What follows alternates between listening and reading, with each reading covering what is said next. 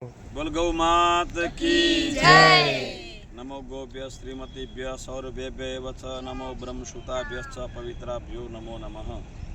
આજે સદગુરુ શ્રી રાયમલધામ આશ્રમમાં મારે કર્મ ધર્મ સેવા મંડળની બધી માતાઓ બહેનો અહીંયા પધારી અને એમના તરફથી આજના દિવસે એમણે 25,000 રૂપિયાનો ગોળ ગૌ માતાને અહીંયા અર્પણ કર્યો છે।